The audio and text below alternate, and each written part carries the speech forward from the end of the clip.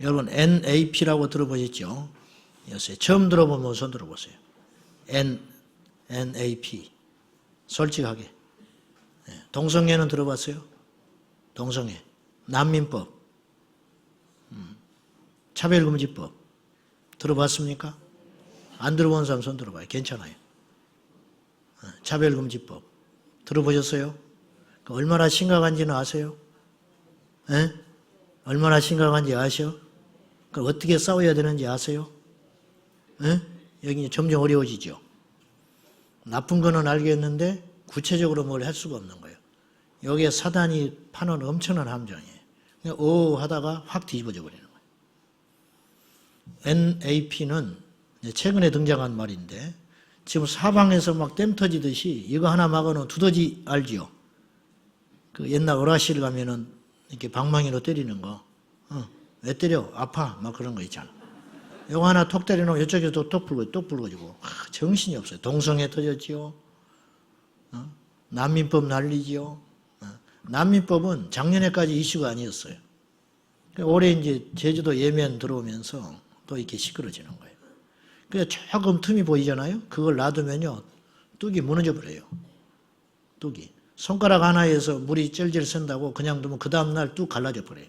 그러니까 이걸 초기에 막아야 하거든요. 그러니까 이 난리를 하는 거예요. 예멘에 들어와 있는 예멘 난민 제주도에 500여 명 들어온 사람을 예를 들어서 그 사람을 우리나라 국민으로 인정하고 구제해주고 그런들 무슨 문제가 되겠어요? 그 사람들만 있다면 우리나라 5천만인데 그 500명 못 해보겠어요? 그리고 그 사람들 우리가 못 먹여 살리겠어요? 그게 문제가 아니에요. 그 뒤에 있는 뿌리가 있다는 거예요. 그리고 한 번 이렇게 열리기 시작하면 끝이 없다는 거예요. 이게 문제라는 거예요. 이게. 근데 너무 안일하게 지금 대처하고 있다는 거예요. 과거에 일제시대에 우리가 영적으로 싸우는 비결은 신사참배 거절하는 일이었어요.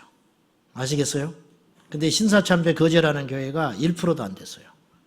99%가 다 타협했어요. 6.25 때 우리가 마귀를 대적하는 비결은 목숨 걸고 사회주의 사상과 싸워가지고 신앙의 절개를 지켜내는 일이었어요.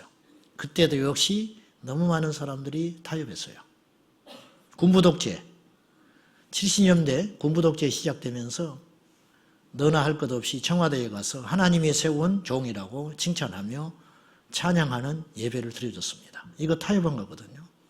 그때 아주 소수만이 군부독재에 항거하면서 그야말로 빛과 소금의 역할에 세례요한과 같은 칼날과 같은 메시지를 전하는 소수의 목회자들이 계셨어요.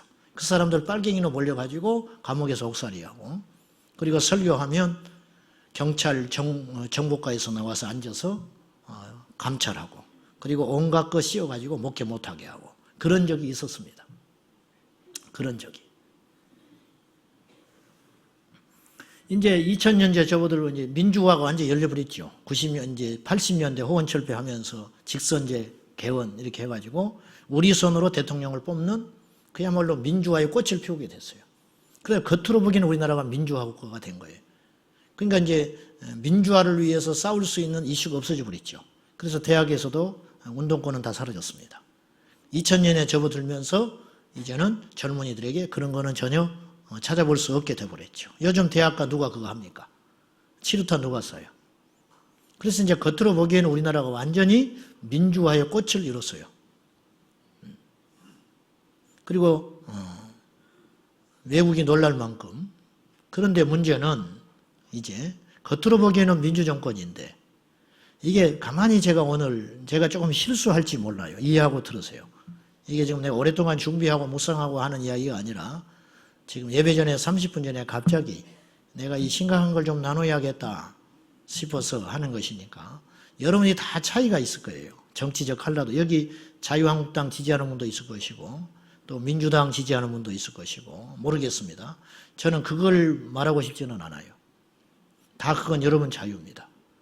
우리는 예수 안에서 성경적 가치가 무엇인가, 진리가 무엇인가, 이걸 가지고 우리가 접근을 해봐야 돼요. 제가 한때 자빨 목사라고 소문이 났었어요. 요새는 또 그런 소리 안 하대. 저는 그런 것에 별로 개의치는 않아요. 왜냐하면 제가 설교를 하다 보면 어디든지 걸리게 돼 있어요. 제가 평창올림픽 때 평창올림픽 성공하게 해달라고 우리가 성공해야 된다 그랬더니 자펄 목사 됐어요. 이를테면. 그러니까 그런 것에는 아주 시시한 거죠. 그리고 아주 유치한 이야기들이고. 그러니까 우리 수준이 그렇게 낮으면 안 돼요. 자, 그러면은 제가 이제 잠시 오늘 예배를 준비하면서 하나님이 나에게 주신 마음은 뭐냐면 이 시대도 영적 전투는 6.25 동란 때, 일제시대 때, 그리고 독재, 군부 독재 있을 때 사단이 그것들을 도구로 기독교를 핍박하고 이 나라를 어둠 속에 몰아갔듯이 겉으로 보기에는 민주주의 국가가 됐지만 사단에게 이게 소유가 되면 뭐든지 흉기가 될 수 있겠구나. 그러니까 자본주의도 역시 사단이 져버리면 이거는 사람을 죽이는 거예요. 민주주의도 마찬가지예요. 이 세상에 어떤 법도 완전한 법은 하나도 없습니다. 사단이 쓰면 그것이 하나님을 대적하는 도구가 되는 것 같아요. 그걸 내가 최근에 깨달았어요. 최근에. 오늘 이 시대는 인권과 민주주의라는 도구를 가지고 동성애를 통하여 이 나라의 씨를 말리려고 하고 있고 난미법을 통하여 또한 이슬람의 문을 열려고 하고 있고 차별금지법을 동원하여 강단에서 진리를 선포하지 못하도록 입을 봉쇄해 버리려고 하는 원초적인 노력들을 사단이 하고 있는 게 안 보입니까? 안 보여? 우리는 지금 무슨 감정 싸움하고 어디 가서 기웃거리면서 성경 공부하고 그럴 때가 아니라니까요. 정신 바짝 차리셔야 돼요. 뭐 기복주의 신앙에 빠져가지고 뭐 다워다워 할 때가 아니에요. 지금 통째로 이 세상이 흑암에 이 입을 벌린 사단의 입으로 들어가고 있다니까. 지금 그게 안 보이세요? 차별금지법이 통과되면 강단에 목회자들의 재갈을 물려버립니다. 이런 설교도 못해요. 이런 이야기도 이제는. 그러니까 이제 그럴 때가 온다면 어차피 뭔가를 싸워야 하겠지만은 그런 일이 생기기 전에 막을 수 있는 한은 최대한 막아봐야죠. 자, 법무부가 이거는 이제 오늘 한 2-3시간 전에 국민일보 백상현 기자가 인터넷에 올린 기사를 제가 이쪽에 지식이 잘 없기 때문에 제가 그대로 여러분에게 설명을 좀 하려고 그래요. 그분의 글입니다. 법무부가 국가인권정책 기본계획, 이걸 NAP라고 그러는데 국가인권정책 기본계획, NAP를 추진하려다가 교계와 시민단체의 저항에 부딪혔습니다. NAP가 무엇이길래 폭염에도 불구하고 법무부 앞에서 지금 한 달째 텐트 치면서 시위하는 교수가 있어요. 무슨 문제가 있었기에 목사님들이 청와대 앞에서 30여 명이 모여가지고 청와대 앞에서 혈서를 썼습니다. 여러분, 군부 독재 시대 때도 목사님들이 혈서 쓴 적은 없었어요. 무슨 말인지 아세요? 그때도 이런 적은 없었다는 거예요. 근데 왜 이렇게 심각하게 지금 목회자들이 나서고 있냐? 그 말이에요. 그것도 소수지만은 염한섭 원장 삭발하는 거 아시죠? 삭발해버렸습니다. 그분이 뭐가 아쉬워서 그 멀쩡한 의사, 명문대학 의사에 먹고 살만하고 또 총기가 있잖아요. 뭘 하나 잘한 사람은요 다른 것도 잘해요. 그분이 돌아다니면서 그렇게 할 일이 아니에요. 양지를 얼마든지 걸을 수 있는 사람이에요. 근데 동성애자 수용해가지고 온갖 욕 먹어가면서 눈치 봐가면서 짓밟혀 가면서 그걸 하고 있잖아요. 그래서 사명이에요. 일종의 사명. 여러분 기도원에만 가서 이렇게 있는 사람이 십자가의 좁은 길을 가는 사람만은 아니에요. 그런 분들이 십자가의 좁은 문을 걸어가고 있는 사람이에요. 여러분 개교의 신앙에서 빨리 깨어나야 돼요. 기복주의, 나만 예수 믿고 천국 가면 된다. 그렇기 때문에 한국교회가 지금 이주경이 돼버린 거예요.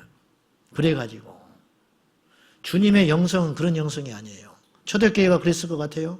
절대 그렇지 않아요. 영향력이에요. 영향력. 자, 법무부 인권국이 추진하려는 NAP 안에는 인권차별, 혐오방송의 심의 강화. 그러니까 인권 어떤 동성애를 이렇게 뭐 비판하고 이러는 거 그런 거를 아주 강화해가지고 고발하겠다 그 말이에요. 재갈 물리겠다 그 말이에요. 사전적 뜻조차도 모호한 성소수자, 성소수자라는 말은 원래도 없는 말이에요. 신조어가 나온 거예요.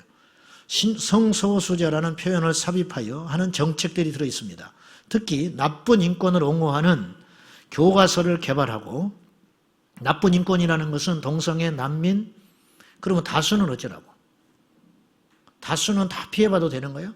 에이즈 환자 인권만 중요해요? 응? 이게 나쁜 인권이에요. 에이즈 환자를 위해서 특혜를 주는 거. 이게 나쁜 인권이라니까. 그 사람들을 우리가 냉대하자는 게 아니에요. 회개하고 돌아오라는 거예요. 회개하고. 그러면 그것에 대해서 성경에 입각하여 교회 강단에서만 그 진리를 이야기할 수 있는 거예요. 유일하게. 근데 이걸 봉쇄한다는 거예요. 보세요. 나쁜 인권을 옹호하는 교과서를 개발하고 교계가 그토록 반대하는 차별금지법 제정 방안을 마련하겠다는 목표가 NAP 안에 들어있다는 거예요. 차별금지법 다시 내가 설명합니다. 앞에다가 갖다 붙이면 모든 것이 금지되는 거예요. 종교차별금지법, 그럼 이슬람 반대 못해요. 신천지 이단이라고 욕하면 제가 잡혀가게 돼 있는 거예요. 종교차별금지법에 의해서. 그 앞에다가 온갖 다 붙일 수 있죠. 동성애 차별금지법, 성차별금지법, 여자라고 해서 함부로 말하지 말아라.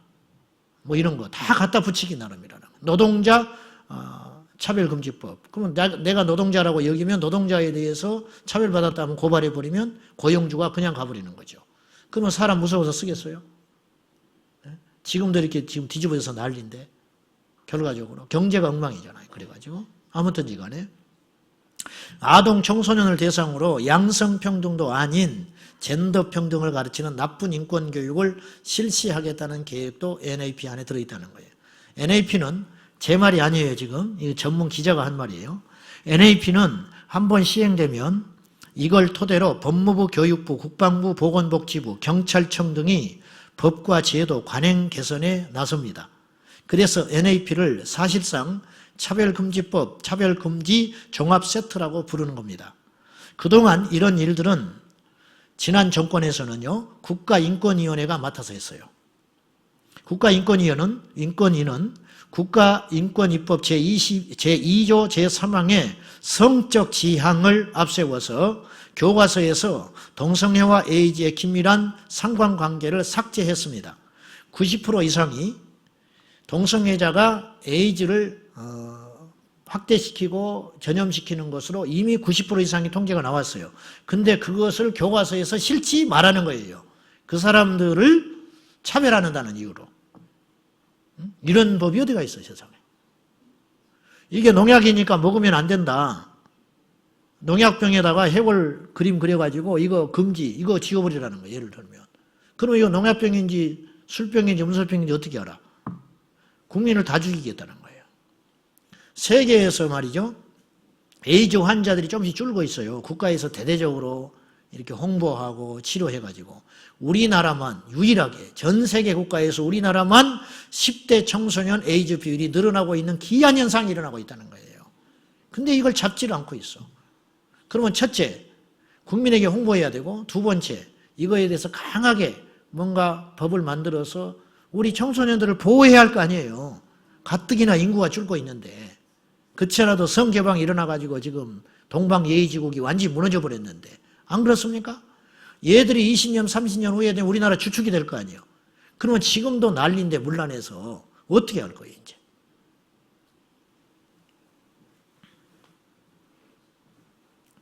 전국 지자체에 그래서 초중고등학교의 공무원, 초중고 고등학교와 공무원 사이에서 인권교육이라는 미명 아래 동성애를 정상이라고 교육했습니다. 전국 지자체에 인권조례를 만들어 시민단체 운동가들에게 월급까지 주면서 부도덕한 성적 자기결정권인 동성애를 정상인 양 부추기고 있습니다. 지난번에 충남에서 인권조례법 폐지했다고 막 박수치고 좋아했죠. 그거 다시 복권시키려고 난립니다. 다시 원상태 돌리려고. 그래서 우리나라 국가인권위에서 그걸 지적했어요. 유감이다. 충남 인권조례법 폐지한 거에 대해서 심히 유감이다 그랬어. UN 산하인권본부에서 우리나라 압력 넣습니다. 우리나라 작은 국가잖아요. 작은 소국의 충청도 작은 땅 지역 하나에서 인권조례법 폐지한 것을 왜 유엔이 나서서 난리야. 그 뒤에는 흑암의 세력이 있는 거예요. 저는 그렇게 봐요. 자기한테 이득도 아니고 자기한테 피부에 와닿는 것도 아닌데 왜 이런 것에 대해서 그렇게 몸부림을 칠까요? 뭐 국가를 수출하는 것도 아니고 국방의 문제도 아니고 나라의 어떤 이것이 어떤 존폐가 달린 그런 문제도 아니잖아요. 겉으로 보기에. 근데 이건 장기적인 포석을 두는 거예요. 마귀가. 저는 그렇게 봐요. 장기적인 포석. 국가인권위는 입법, 사법, 행정부 어디에도 속하지 않은 독립된 기관입니다. 그렇다 보니 권력의 견제, 감시, 장치조차 없습니다. 그런데 이번에 행정부가 팔을 걷어붙이고 나섰습니다. 과거에는 국가인권위가 친동성애 정책을 펼쳤다면 이번에는 행정부, 법무부에서 친동성애 정책을 적극적으로 추진하겠다고 나선 겁니다. 지금은. 안산시에서요, 인권조례법이 이번에 개정이 됐다고 들었는데 어떻게 됐느냐. 안산시는 지금 이것이 통과됐대요. 외국인이, 그러니까 무자격자, 우리나라 국민도 아니고 무비자고 불법 이민자 있잖아요. 불법 이민자가 자녀를 낳으면 그 아이는 정상이에요, 불법이에요? 상식적으로. 불법이죠. 근데 그들에게도 생활비를 보조하게 되는 걸로 통과했다는 거예요. 그리고 장기적으로 어떻게 되면 불법 이민자들이 그 자녀로 말미암아 합법적인 생활을 할 수 있다는 거죠. 이런 것들이 지금 계속 뭔가 진행되고 있다는 거예요. NAP는 대통령이 주재하는 국무회의만 통과되면 곧바로 공표됩니다. 이것이 이달 말에였는데 일주일 연기됐다고 그랬던가요? 대통령이 주재하는 국무회의에서 청와대에서 이달 31일 날 NAP가 통과될 예정이었는데 한 주 연기됐어요. 부도덕한 성적 자기결정권을 인권으로 포장하려는 대한민국의 인권 엘리트들은 차별금지법 제정이 수차례 막히자 헌법 개정을 통하여 자신들의 의견을 관찰하려고 했습니다. 그러나 이마저도 막히자 이번에는 NAP를 통해 국민의 양심, 종교, 사상의 자유를 억압하고 다음 세대를 망치려고 하고 있습니다. NAP는 법적 근거도 없습니다. 만든 절차도 허술하기 짝이 없습니다. 법무부 인권국은 NAP를 찬성하는 단체만 불러서 18차례 의견을 청취하고 반대하는 시민들은 아예 만나주지도 않았습니다. 공청회는 개최하지도 않았고 보통 20일인 국민 여론 수렴 기간도 4일만 잡았습니다. 국민은 저항권을 갖고 있습니다. 저항권이란 위헌적인 국가 권력의 행사 때문에 헌법이 침해 또는 파괴되는 경우 주권자인 국민이 헌법을 보장하기 위해 최후 비상수단으로 국가 권력의 실력으로 저항하는 것입니다. 일종의 긴급권입니다. NAP를 반대하는 목회자들은 다급한 나머지 26일 청와대 앞에서 혈서로 저항권을 표출했습니다. 한국계 역사상 청와대 앞에서 목회자들이 혈서를 쓴 적은 없었습니다. 헌법 제1조 2항을 보면 대한민국의 주권은 국민에게 있고 모든 권력은 국민으로부터 나온다고 되어 있습니다. NAP를 추진하려는 법무부의 권력도 국민이 부여해 준 것입니다. 그런데 국민이 그토록 하지 말라는 나쁜 인권정책을 법무부가 앞장서서 추진하겠다는 것입니다.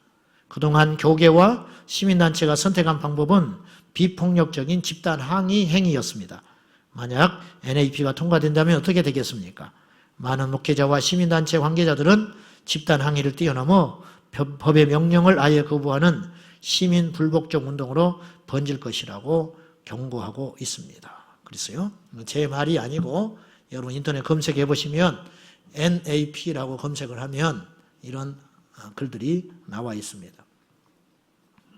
초대교회에 신앙을 지키기 위하여 콜로세움 경기장에서 사자의 밥이 되고 십자가에 거꾸로 못 박아 죽고 불로 태워 죽어간 그 초대교회의 성도들이 무명의 성도가 벽에 남긴 글이 이런 글이 있습니다. 나를 저주하시오. 당신들이 나를 저주하면 할수록 나는 당신들을 사랑할 것입니다. 내게 침을 뱉으시오. 그러면 나는 사랑의 숨결을 뿜어낼 것이요. 나를 구타하시오. 나는 신음소리로 사랑을 고백할 것이요. 나를 찌르시오. 나는 당신을 사랑한다고 절규할 것입니다. 나를 짐승의 먹이로 던지시오. 나는 사랑의 제물이 될 겁니다. 나를 불태우시오. 그러면 나는 사랑의 제물이 될 것입니다. 나를 불태우십시오. 그러면 나는 사랑의 열기로 당신의 증오의 가슴을 녹일 것입니다. 죽음의 현장에서 부른 사랑의 무명시입니다. 죽음의 현장으로 끌려가는 사람이 무슨 힘이 있어 사랑의 노래를 부를 수 있었겠습니까? 사람의 감정의 지식이, 어떤 합리적인 생각이 이토록 강한 사랑의 노래를 부를 수 있다고 생각하십니까? 그것은 불가능합니다. 그 힘은 바로 믿음의 힘입니다. 자, 여러분,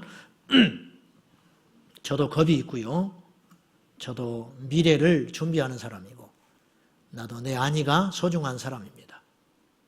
그렇지만은 우리는 모두 다 하나님의 심판대 앞에 설 것이고, 우리만 이 시대에 잘 믿고 말 믿음이 아니고 주님 오실 때까지 대대로 이 민족의 복음화와 다음 세대의 거룩과 순결로 이 나라를 살려야 할 의무가 있기 때문에 우리가 힘들어도 어려워도 거추장스러워도 여러분이 관심을 가지시고 이런 문제들에 대하여, 이런 이슈에 대하여 침묵하지 마시고 법무부에 항의 전화도 해주시고 필요할 때 나서서 행동으로 용기 있게 보여주시는 저와 여러분이 꼭 되시기를 진심으로 바랍니다.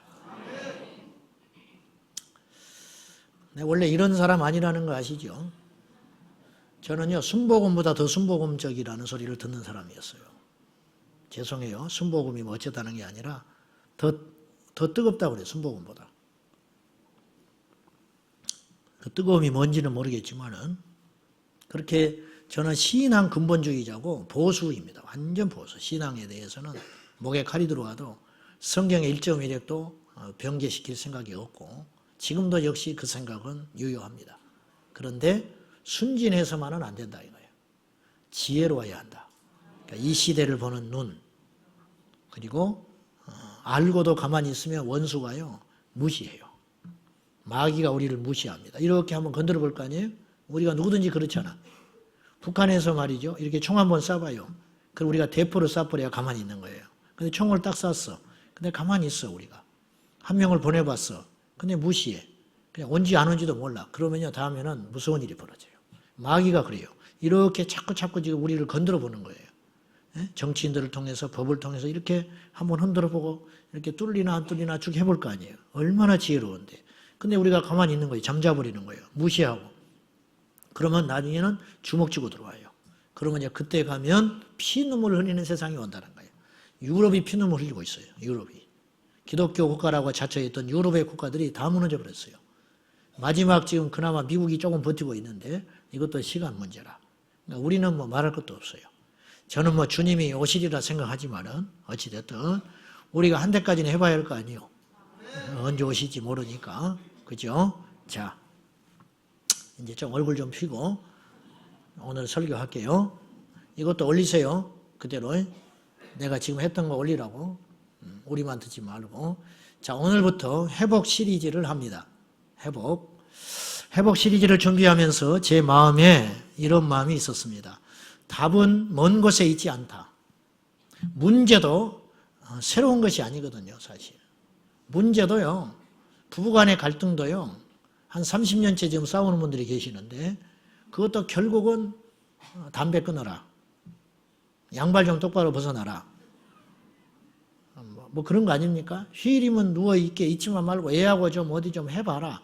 이런 거 가지고 이제 나중에 문제가 커져가지고 뭐 사네 못 사네 도장 찍네 마네. 그러니까 그 몇 가지만 우리가 고치면 우리 중에요 5가지 아니 한 3가지 정도만 저와 여러분의 삶에서 어떤 습관을 고치면 우리는 성자 돼요. 성자. 물론 성자도 있어. 뭐 김성자도 있고 박성자도 있는데 그런 성자 말고 여러분 자기 건 잘 모르는 거고요. 우리 배우자에게 몇 가지만 고치면 되는 거. 저 성질만 좀 고쳤으면 좋겠다. 그죠? 성질만 고치면 좋겠고 그런 거 있잖아요. 조금 말만 좀 함부로 안 했으면 좋겠고 결국은 몇 가지 관계가 안 되는 것이고 그런 거 몇 가지 있어요. 그것만 고치면 우리 삶이 굉장히 풍요로워져요. 근데 이것이 항상 우리 안에 가시처럼 우리 안에 웅크리고 있다가 또 덤벼들고 웅크리고 있다가 우리를 아프게 하고 우리를 넘어뜨리고 그런 거 아닙니까? 이게 문제도 몇 가지라고. 먼 곳에 있지 않냐고 가까운 곳에 있듯이 그렇듯이 답도 먼 곳에 있는 게 아니에요. 답도 아주 가까운 데 있습니다. 답도 우리 옆에 와 있어요. 근데 우리가 그걸 못 찾는 거예요. 혹은 찾았다 할지라도 그렇게 행동을 구체적으로 하지 않는 것 같아요. 그런 마음에서 우리가 잃어버린 회복해야 할 것들이 있다. 그것들을 앞으로 몇 시간이 될지는 모르지만은 주님 주시는 마음으로 여러분과 함께 나누려고 합니다. 자, 답도 새로운 것이 아니라 그래요. 부흥이란 새로운 게 아닙니다. 부흥이라는 말 많이 쓰죠. 부흥이라는 말은 누차 말하지만 리바이벌이라는 말이에요. 리바이벌, 부흥이라는 말은요, 재생이라는 말이에요. 재생. 재생이라는 말은 다시 살려낸다는 뜻이에요. 다시 살려낸다. 네.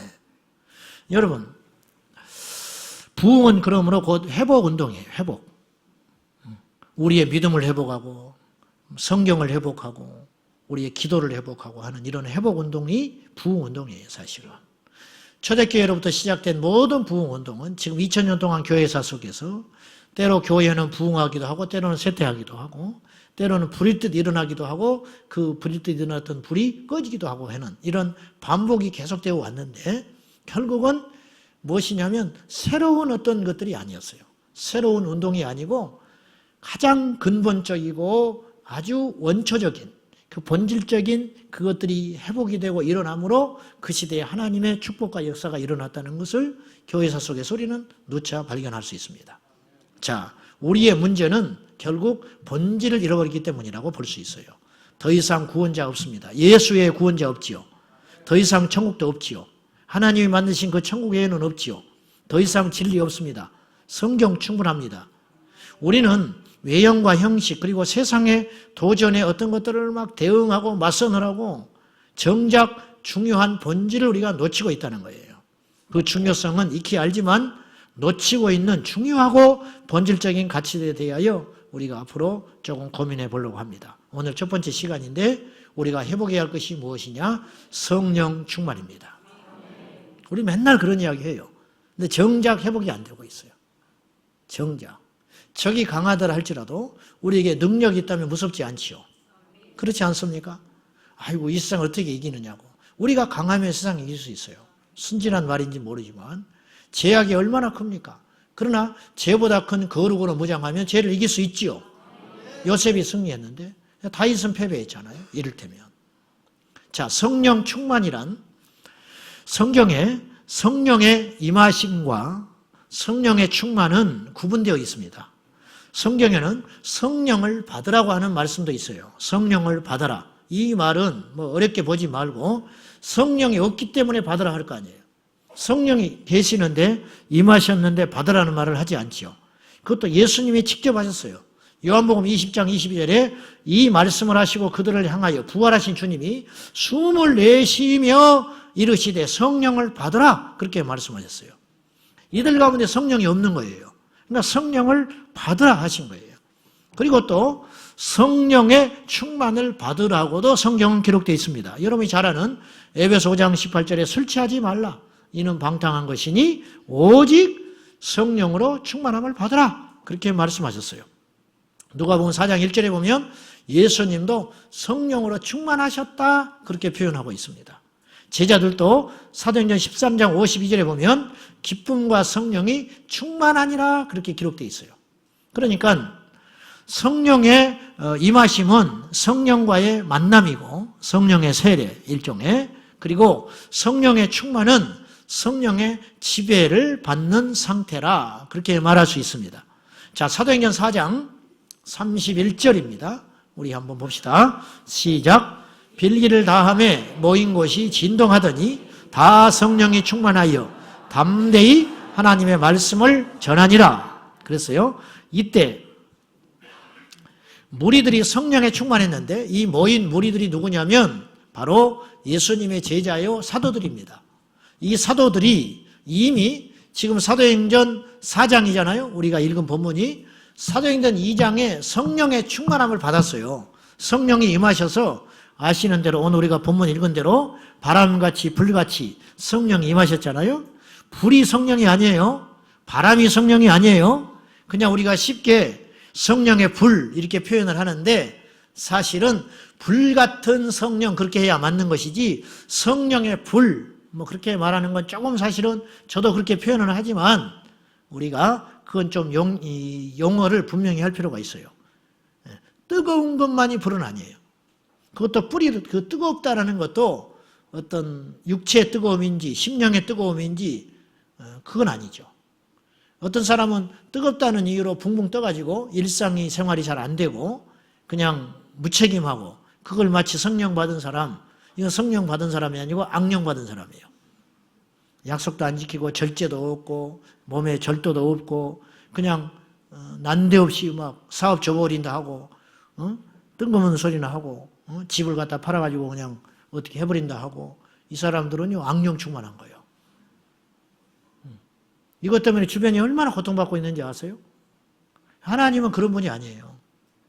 그러니까 비둘기같이 찬찬하고 또 바람같이 아주 냉정하시게 아주 차갑게 여러분 NAP와 싸운다.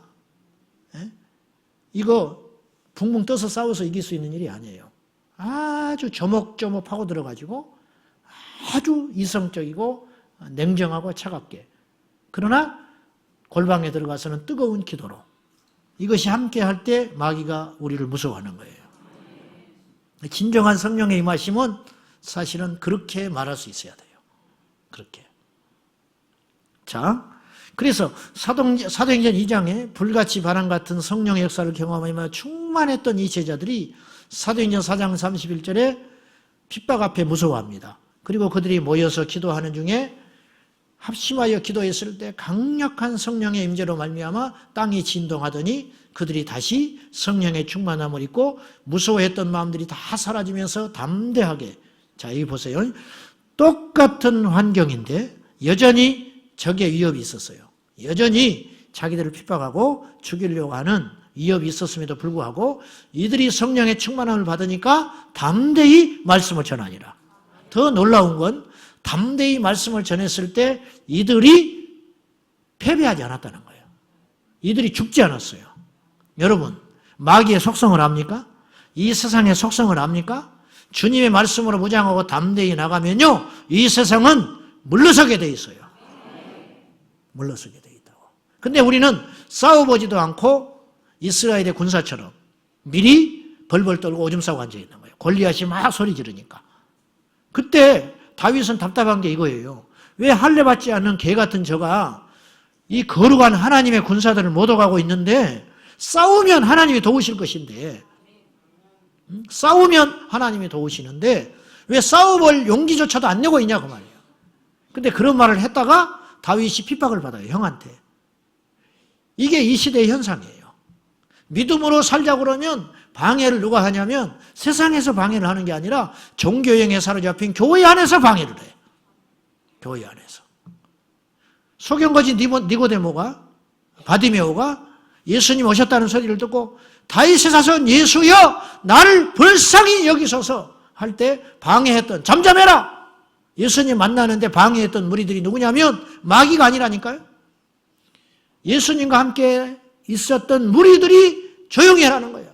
주님이 너 같은 것에 신경 쓸 겨를이 없다는 거예요. 그렇지 않아도 이 귀한 분이 말이지 큰일을 하셔야 되고 바쁘시고 더 중요한 사람 만나야 되는데 한낱 너한테 시간을 보낼 만한 시간이 여유가 없다. 귀찮게 하지 말아라. 그거 아닙니까? 잠잠해라는 말은 무시하는 거지요. 방해꾼이 그 안에 있는 거예요. 방해꾼이. 자, 오늘 모인 우리는 여러분 인정하든 인정하지 않든 저들 포함해서 인정하든 인정하지 않든 우리는 다음과 같은 상태에 놓여 있을 공산이 큽니다. 남녀노소, 지위, 신앙의 연륜, 직분, 형태를 초월해야 됩니다. 첫째, 우리 중에 상당수는 성령과 상관없는 사람들이 있습니다. 이 자리에. 성령과 상관이 없어요.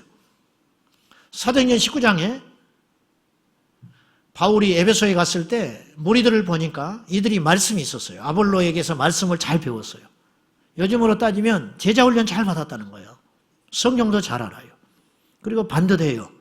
뭔가 열심도 있어요. 근데 2%가 부족. 아니 굉장히 부족한 게 있는 거예요. 바울이 느끼기에. 이걸 어떻게 바울이 감지했을까? 바울은 성령의 사람이거든요. 성령을 안 받은 사람끼리 대화를 하면 대화가 잘 돼요. 둘 다 똑같으니까. 무슨 말인지 아세요? 대답 엄청 크게 하시네.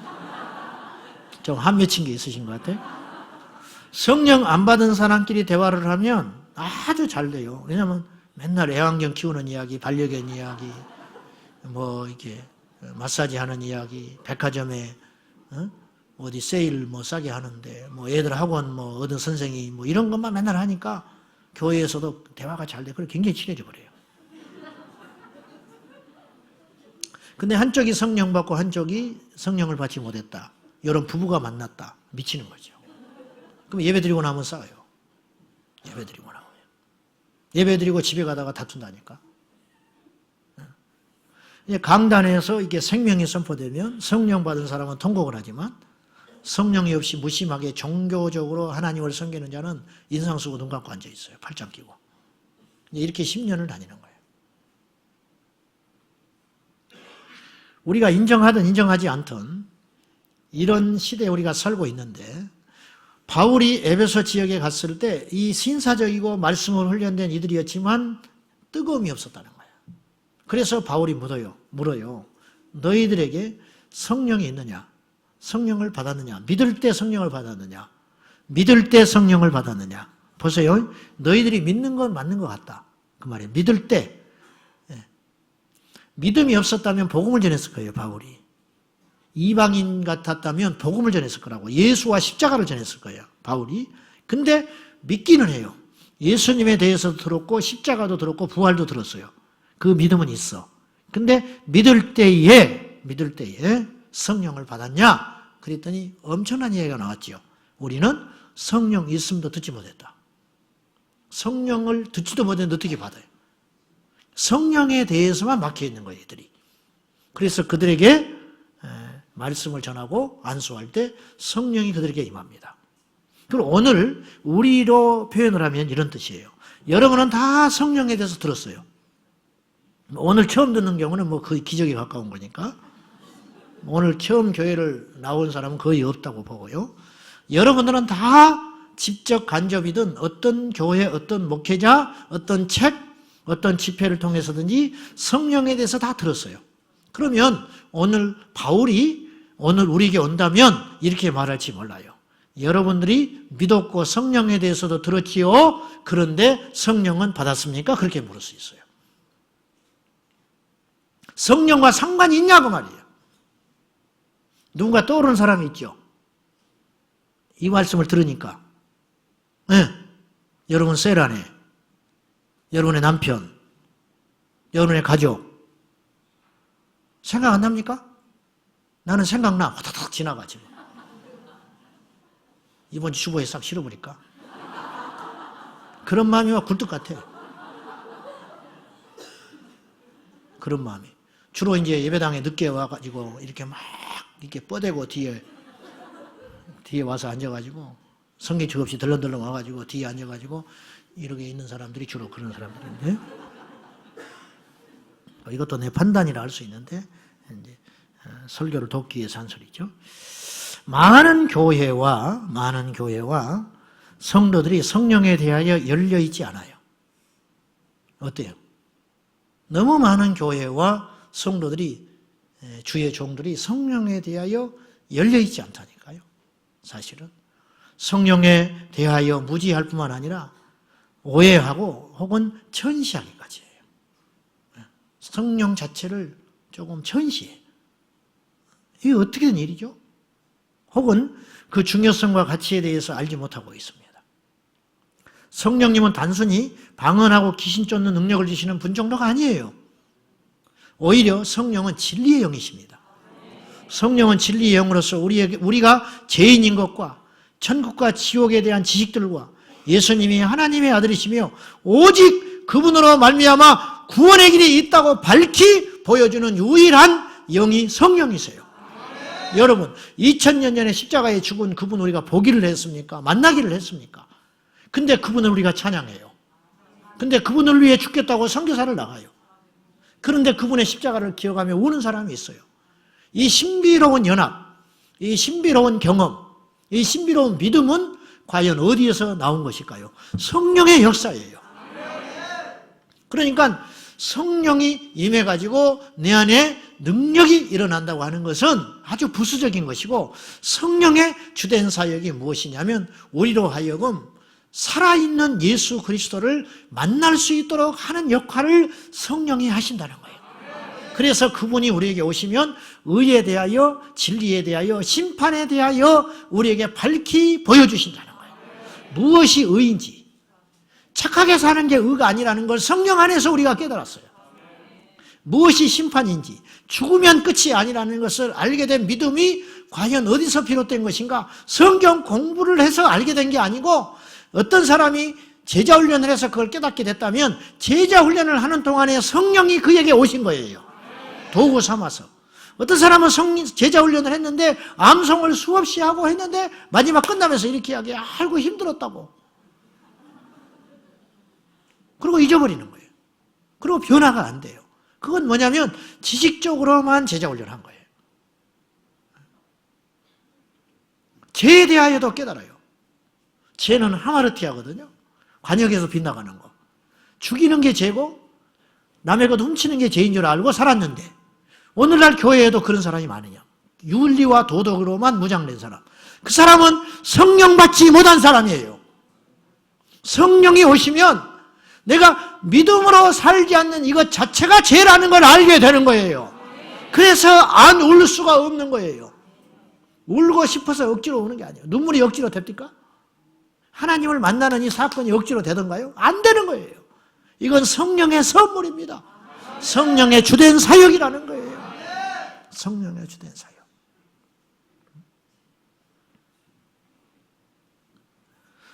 성령을 받은 적이 없이 교회만 왔다 갔다 합니다. 심지어는 성령을 받은 적 없이 목회를 해요. 성령을 받은 적 없이 찬송 인도를 합니다. 성령을 받은 적 없이 선교를 합니다. 그리고 교회를 합니다. 그러다 보니까 인간의 냄새만 진동하는 거예요. 성령을 받으면 성령이 나타날 거 아니에요. 고린도서에 성령의 나타남이라는 표현이 나와요. 성령의 나타남. 성령은 반드시 나타나세요. 술을 먹은 사람은 반드시 술 냄새가 나와요. 지내다 보면은.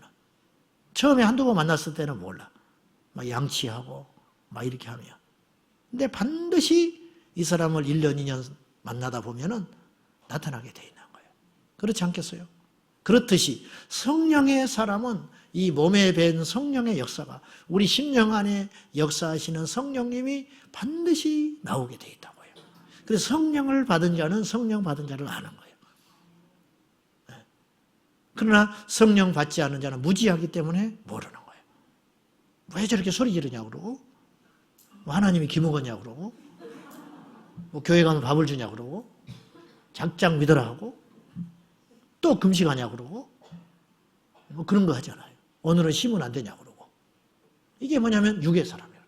교회를 다녀도 육의 사람이에요. 철저히 육의 사람. 성령이 그분을 깨뜨려 버려야 돼요. 팍 깨가지고. 바리새인들 가운데 성령이 없는 거예요. 그러니까 지식으로 하나님은 알았지만 예수 그리스도를 인정하지 않는 거죠. 이런 현상들이 오늘날 교회 안에 시대와 상황을 초월하여 일어나고 있다는 거예요. 수없이 많아요. 근데 더 심각한 건 지금 시대가 흐를수록 이런 현상이 더 강해지고 있다는 거예요. 제가 한 번씩 쓰는 표현인데, 영적인 빈익빈 부익부 현상이 급속도로 일어나고 있다는 거예요. 지금 자본주의 사회가 발전하면 아주, 지금 보십시오. 로봇이 등장하고 막 그런 거 하잖아요. 사람의 노동 인력을 대체하는 수단들이 늘어나죠. 그러면 그 돈은 고스란히 남을 거 아니에요. 그럼 어디로 가요? 분배되지 않아요. 소수의 사람들한테 막 집중해서 가버리는 거예요. 있는 사람은 상상을 초월하게 뱉어지게 갖고 있는 거예요. 가진 사람은 상상을 초월하게 이렇게 살기 좋은 세상인데 없는 거예요. 영적으로도 마찬가지예요. 영적으로 아주 충만한 소수가 있는가 하면 영적으로 빈약한 다수가 있다는 거예요. 지금 이 시대에 우리는 어느 편에 설 것인가? 여러분이 정신을 바짝 차리고 성령의 사람 되시기를 축복합니다. 성령의 사람.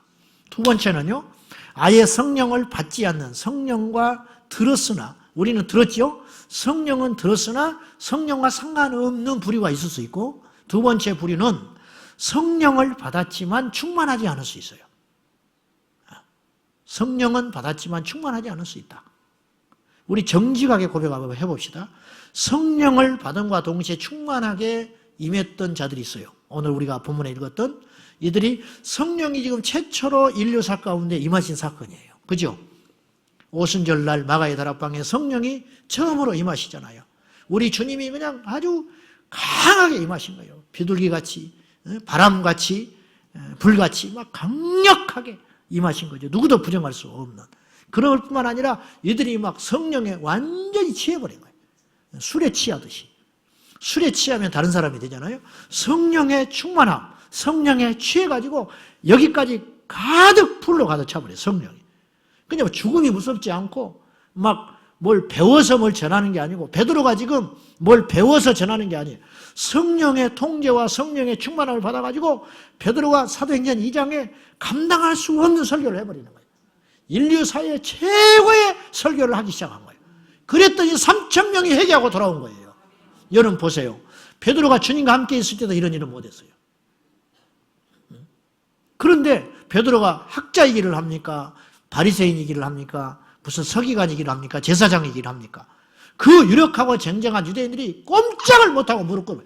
성령의 어떤 위압된 능력 앞에 굴복해 버리는 거예요. 뭐 부정할 수가 확 위압당해 버리는 거예요. 그러니까 이들이 돌아서 세례받고 이들이 초대교회의 원년 멤버가 되는 거예요. 이들이. 이게 성령의 능력이죠. 성령의 능력. 여러분 이것만 있다면 우리가 무엇이 무섭겠어요? 한국교회 이 성령의 바람만 불어닥친다면 무엇이 두렵겠어요? 1907년에 우리나라에 성령의 폭탄이 떨어졌어요. 장대현 교회에. 그로 인하여 한국교회가 급속도로 놀랍게 일어난 거예요.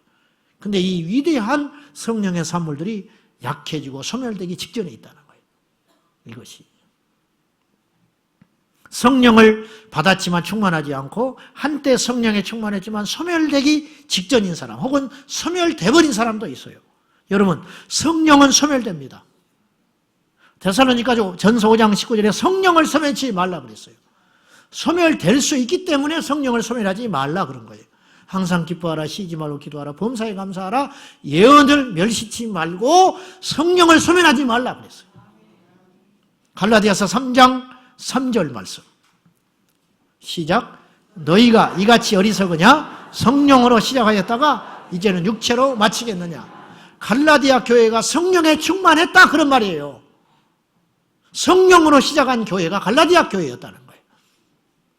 근데 지금은 어쩌냐? 육으로 끝나고 있지 않냐? 세상에서나 일어날 수 있을 만한 범접한 일들이 교회 안에 일어나고 있다. 남의 이야기가 아니야.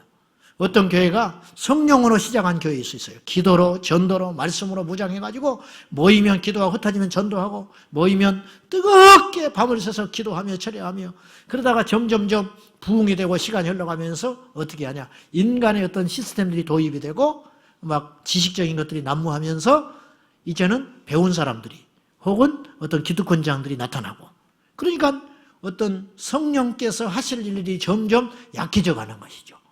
그 속에서 이제 무슨 법을 세우고 뭐 이렇게 할 거 아니에요. 조직을 갖추자 하고 우리가 이래서는 안 됩니다 하면서 이제 이런 것들. 당연히 그런 것도 있어야 돼요. 초대교회처럼 일곱 집사를 세운다든지 그런 조직은 필요하지만 그 교회의 근본적인 생명은 무엇이냐? 성령이어야 한다는 거예요. 근데 갈라디아 교회는 성령으로 시작했다가 육으로 무너지기 직전에 있는 거예요. 이건 우리에게 시사하는 바가 커요. 우리 교회도 마찬가지예요. 마귀가 그냥 둘 것 같습니까? 마귀가?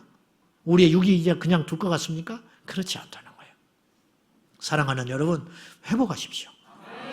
회복해야 됩니다. 성령의 충만함을 회복해야 된다는 거예요. 제가 성령의 충만함을 설교하지만 제가 충만하지 않을 수 있어요.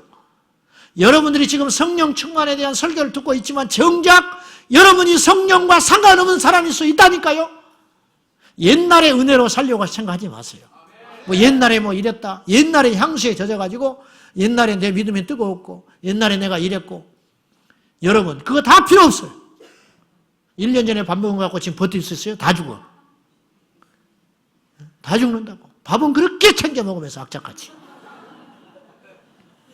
아주 막 더 못 견뎌. 배고프면 못 견뎌. 더 막. 그러면서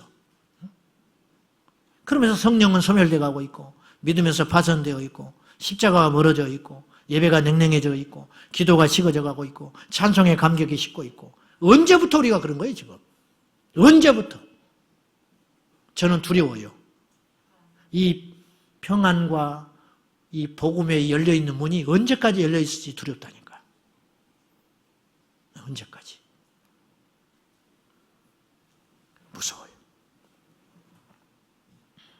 다윗은 범죄한 후에 성령을 소멸치 말게 해달라고, 성령을 내게서 거두지 말게 해달라고 강하게 기도하잖아요. 뭘 아는 사람이. 그것이 다윗을 다시 살렸어요. 오늘 우리도 이것이 필요합니다. 다 힘드신 거 압니다. 갖가지 사연이 있다는 거 아십니다. 나름대로 열심히 하나님을 섬기고 있다는 것도 잘 압니다. 그러나 안 됩니다. 우리 이래 가지고는 안 됩니다. 자, 성령의 충만함이 사라질 때 우리에게는 첫째 영혼에 대한 목마름이 사라져요. 결국 성령이 우리에게 오셔서 진리 가운데 임하시고 권능을 주시는 것은 복음을 증거하라고 주신 거예요. 그래서 사도행전 1장 8절 아시잖아요. 너희가 오직 성령이 너희에게 임하시면 너희가 권능을 받는다. 근데 권능이 목적이 아니에요. 이 권능도 방법이에요. 권능을 받고 너희가 예루살렘과 온 유대와 사마리아 땅끝까지 이르러 증인이 되는 것이 성령의 최종적인 목표예요. 영혼을 구원하는 거, 영혼을 살리는 거. 근데 우리 안에 성령이 소멸되고 떠나면, 충만하지 않으면 복음 증거에 대한 능력이 당연히 약해지죠. 교회에서만 힘이 있어요. 교회에서만 회의할 때 힘이 세고 막 그럴 때만 힘이 뻗치지 밖에 나가서 복음 전할 때는 힘을 못 써버려. 이런 거. 밖에 나가서 목사님이 정치를 어마어마하게 하고 다녀요. 근데 강단에 서면 맥이 없어져 버리는 거예요. 뭐 이런 거 있잖아요. 두 번째는 하나님의 일하심이 나타나지 않아요. 성령은 하나님이시죠. 아멘. 성령이 우리 안에 계시면 하나님이 하신 일들이 나타나야지. 여러분, 우리의 목표는 이거예요. 그리스도께서 우리에게 임하시고 성령이 임하셔서 우리가 예수의 증인되는 삶을 강력하게 살면서 우리를 통하여 예수 그리스도의 말씀이 실제적으로 증거되는 삶. 마가복음 16장 2절이면 제자들이 두루 나가 전파할세 주께서 함께 역사하사 그 따르는 표적으로 말씀을 확실히 증거하시니라. 사람들은 말은 믿지 않아요. 표적을 믿는다고. 표적을. 그래서 성령이 우리에게 임하시면 마가복음 16장 17절과 18절에 믿는 자들에게 이런 표적이 따르리니 곧 그들이 내 이름으로 귀신을 쫓아내며 새방언을 말하며 뱀을 집으며 무슨 독을 마셔도 해를 받지 아니하며 병든 자에게 손을 얹은 즉 나으리라. 이게 뭐냐? 성령의 역사다. 귀신 쫓는 게 왜 이상해? 기적이 일어나는 게 왜 이상하냐? 성령 공동체는요 날마다 기적이 일어나야 돼요. 기적이 안 일어나니까 다른 걸로 그 자리를 채우는 거예요. 사실은 실력이 없으니까. 실력이 있는 사람은, 속이 꽉 찬 사람은 누가 말하는 것에 신경 안 쓸 거 아니야. 내게 실력이 있는데. 내가 실력이 있는데. 부자는 지갑 안 갖고 다닌다니까. 진짜 부자는. 재벌 총수는 카드를 안 써. 쓸 필요가 없어. 자기가 카드야. 그래 안 그래요? 어디 가서 뭐 눈치 보고 좀 이따 나가야겠다. 밥 먹을 때 그렇게 하겠어요? 재벌이? 너무너무 유치한 거죠. 이 식당을 사버리는데. 불친절하면 식당을 사버려. 불친절하면. 성질나면. 옆집에서 뭐라고 시비 걸면 옆집을 사버려.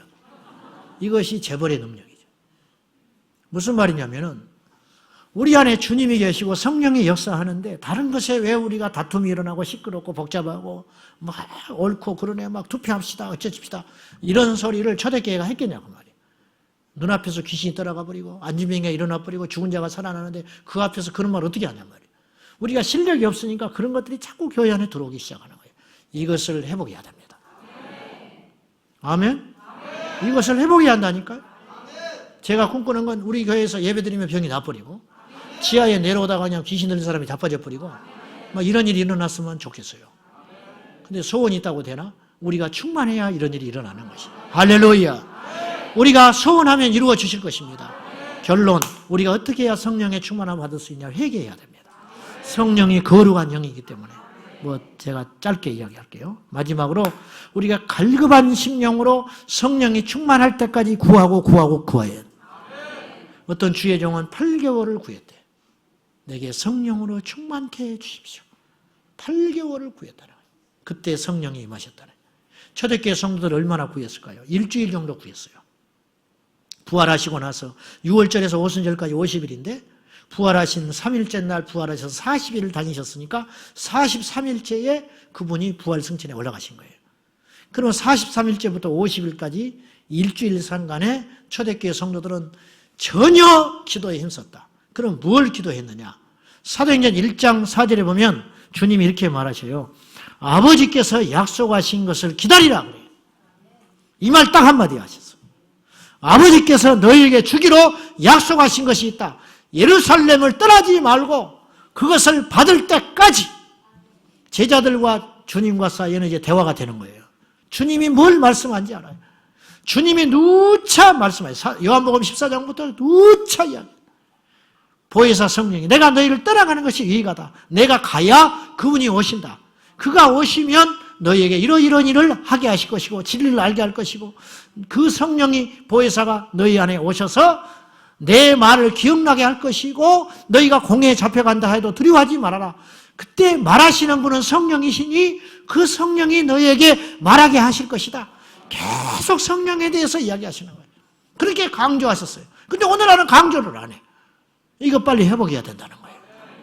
그래서 주님이 마지막으로 내리신 명령이 너희가 아버지가 약속하신 것을 받을 때까지 예루살렘을 떠나지 말고 이곳에서 기다려라. 계속 임할 때까지 기도한 거예요.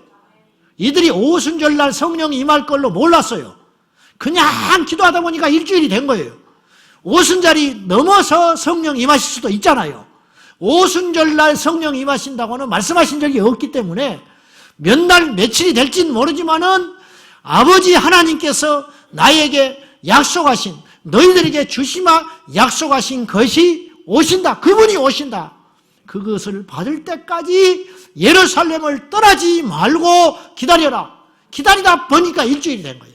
그때 어느 날 오순절날 성령께서 임하셔서 대낮에 임하셔가지고 바람같이 불같이 임하셔서 성령의 역사가 이제는 시작되게 되는 거예요. 그 성령의 역사는 2000년 동안 끊어진 적이 없습니다. 우리가 지금 잠자고 있고 우리가 형편없고 우리가 부족하다 할지라도 성령님은 손해 안 봐요. 지금 남미에서 아프리카에서 이슬람 국가에서도 성령은 활발하게 일하고 계셔요. 북한 지하교회에서도 마찬가지고 그 성령의 바람이 오늘 우리에게 다시 일어날 수 있기를 주님의 이름으로 축원합니다. 성령의 충만함을 회복하십시오. 성령의 충만함을 입으십시오. 성령에 대해서 들었으나 성령과 상관없이 여러분들이 하나님을 섬겨왔다면 여러분은 정말로 엄청난 교만과 위기 가운데 있다는 걸 기억하셔야 됩니다.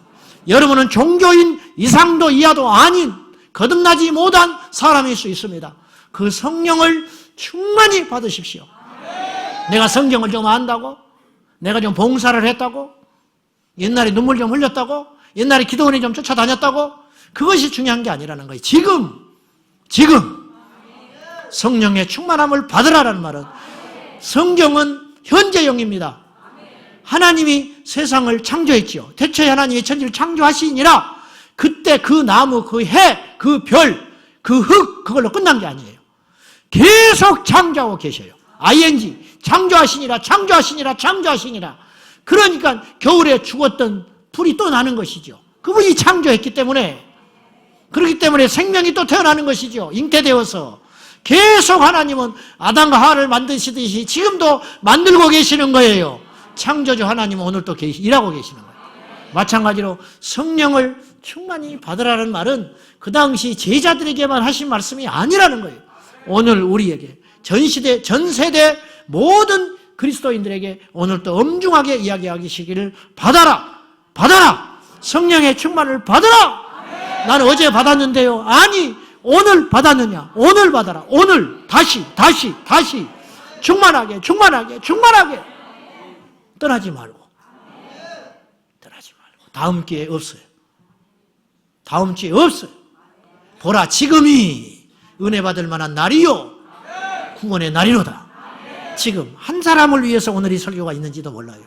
한 사람이면 좋게 저는요. 한 사람, 오늘 이 말씀을 듣고 회복할 한 사람, 그 한 사람이 성령의 충만함을 받으면 그 한 사람을 통하여 만 명이 돌아올 수도 있는 것이고 한 국가가 회복될 수도 있습니다. 오늘 우리는 정직하게 인정하며 우리 제자광성교회는 성령의 충만함이라는 구호만 난무할 교회가 아니라 실제적인 충만함의 역사가 회복되는 제 목회 사역, 여러분의 사역, 끊임없이 골방에서 주님을 구하면서 하늘로부터 능력이 비올 때까지, 성령이 우리 안에 다시 일하실 때까지, 옛날에 충만했다는 것이 중요한 게 아니고 다시 그 충만함이 새록새록 회복될 때까지, 성령의 완전한 통제와 지배를 받는 그날까지 우리가 구하고 악한 자도 그 자식에게는 좋은 걸 준다. 하물며 구하는 자에게 성령을 선물로 주시지 않겠는가. 우리 주님은 주고 싶어 하셔요. 성령을 받는 건 어려운 게 아니에요. 우리가 구하지 않기 때문에 못 받는 거예요. 절실히 구하면 남녀노소, 교회를 처음 왔던 사람, 나는 세례도 안 받았는데요, 괜찮아. 술, 담배도 못 끊는데 괜찮아. 성령이 임하면 그냥 입이 돌아가 버려. 성령을 받으면 끊게 돼. 걱정할 것 없어. 나는 능력이 없어서. 걱정하지 마. 성령이 임하시면 능력이 생겨요. 나는 수줍음이 많아서. 걱정하지 마. 성령이 임하시면 전도하게 돼요. 나는 말에 실수가 많아서. 걱정하지 마. 성령이 임하시면 성령께서 입을 통제해버려요. 할렐루야. 그러므로 우리 모두에게 성령의 충만함이 필요합니다. 기도하겠습니다. 하나님 아버지, 우리에게 성령의 충만함을 주시옵소서.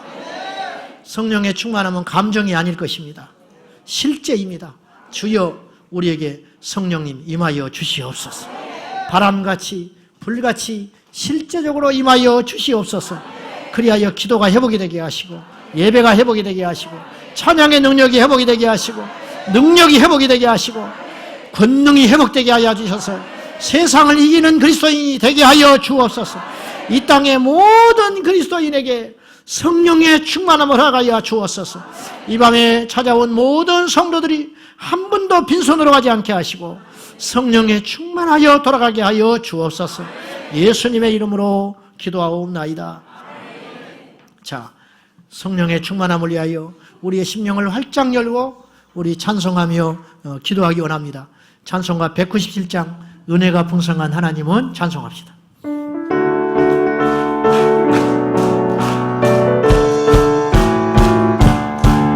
은혜가 풍성한 하나님, 아멘.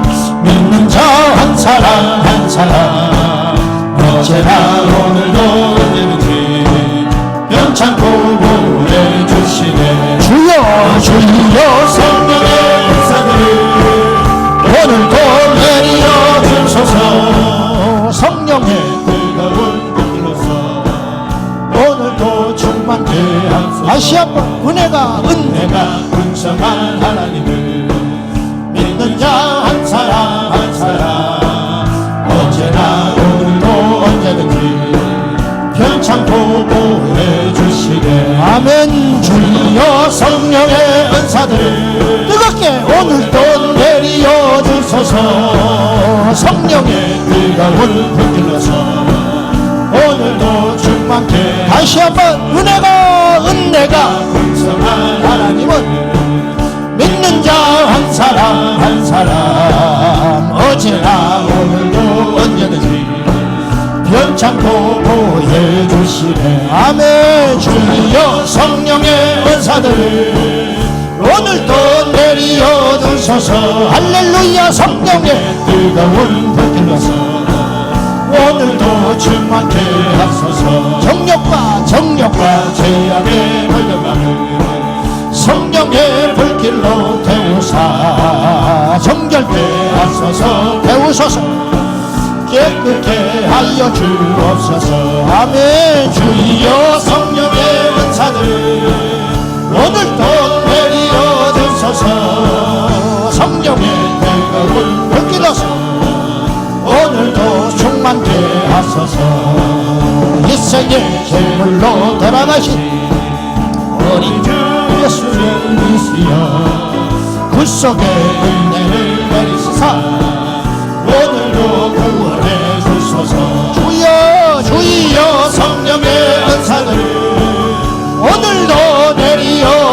주소서. 성령의 뜨거운 불길로서 오늘도 충만케 하소서. 주님의 기쁘신 은혜만 세상에 널리 전하리라. 하늘의 능력과 권세로서 오늘도 입혀 주옵소서. 아멘. 주여 성령의 은사를 오늘도 내려 주소서. 성령의 뜨거운 불길로서 오늘도 충만케 다시 한번 은혜가 풍성한 하나님.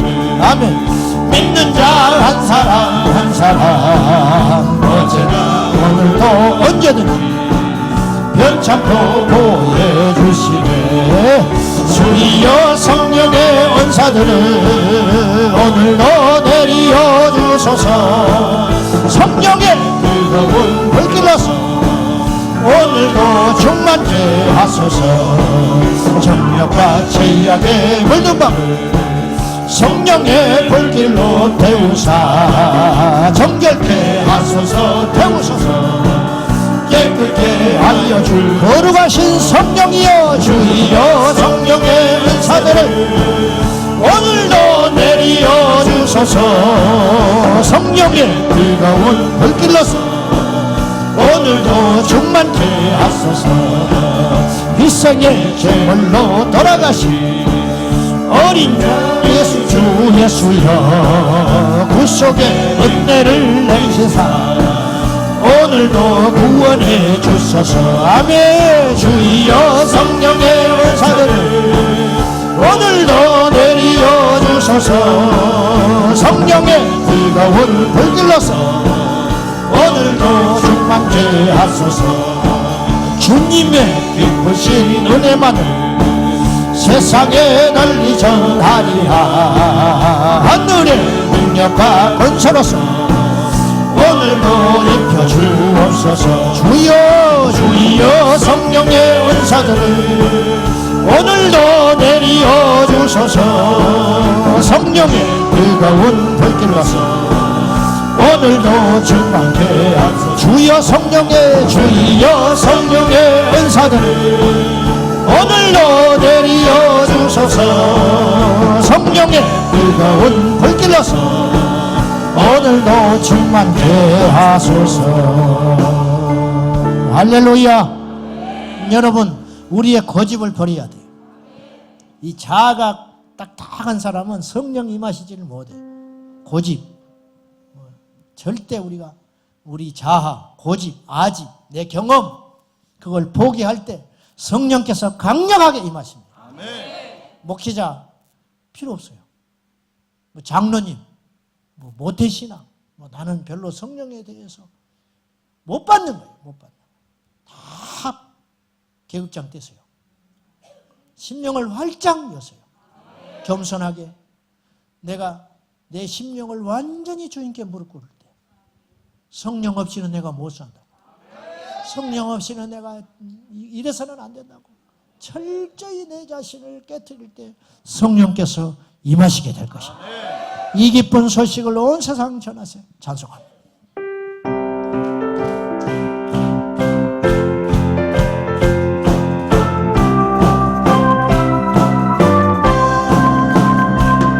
이 기쁜 소식을 온 세상 전하세.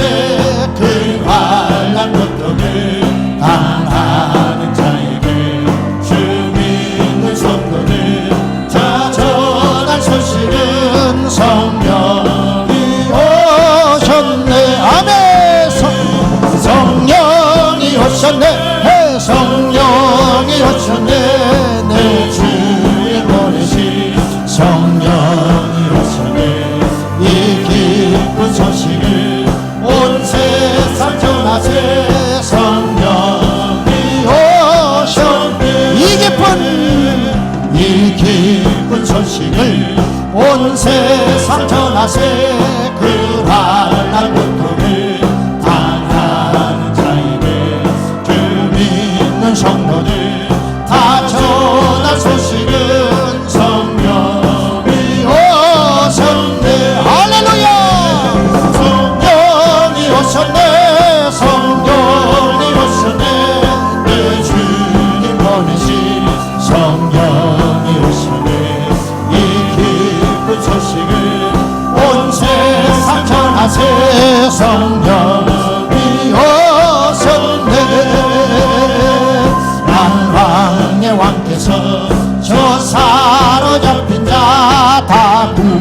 구원하시고 잠자유 주셨네.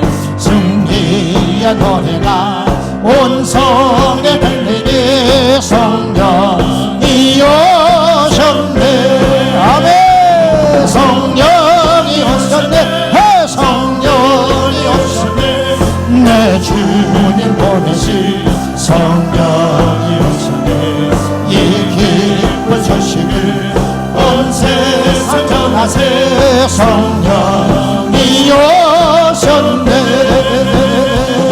한없는 사랑과 그 크신 은혜를 의심하면서 안 믿는 자에게 내 작은 입으로 고칠 거 아니니 성령이 오셨네. 할렐루야. 성령이 오셨네. 성령이 오셨네. 내 주님 보내신 성령이 오셨네. 이 기쁜 소식을 온 세상 전하세. 성령이 한없는 사랑과 한없는 사랑과 그 크신 은혜를 늘 의심하면서 안 믿는 자에게 내 작은 입으로 고증을 하리니 성령이 오셨네. 아멘 아멘. 성령이 오셨네. 성령이 오셨네. 내 주님 보내신 성령이 오셨네. 이 기쁜 소식을 온 세상 전하세. 성령이 성령이 오셨네. 성령이 오셨네. 성령이 오셨네. 내 주님 보내신 성령이 오셨네. 이 기쁜 소식을 온 세상 전하세. 성령이 성령이 오셨습니다. 성령이 오셨네. 성령이 오셨네. 내 주님 보내신 성령이 오셨네. 이 기쁜 소식을 온 세상 전하세. 성령이 성령이 오셨습니다. 성령이 오셨네. 성령이 오셨네. 내 주님 보내신 성령이 오셨네. 이 기쁜 소식을 온 세상 전하세. 성령이 성령이 오셨습니다. 성령이 오셨네. 성령이 오셨네. 내 주님 보내신 성령이 오셨네. 이 기쁜 소식을 온 세상 전하세. 성령이 오셨네. 두 손 들고 간절한 마음으로 성령이 오셨네. 성령 주여 우리에게 성령을 충만히 내려 주시옵소서. 성령의 이 자리 임하여 주시옵소서. 우리를 지배하여 주시옵소서. 이 기쁜 소식을 온 세상 전하세. 성령 주님을 부르면서 목숨을 걸고 성령이여 임하소서. 다같이 기도합니다.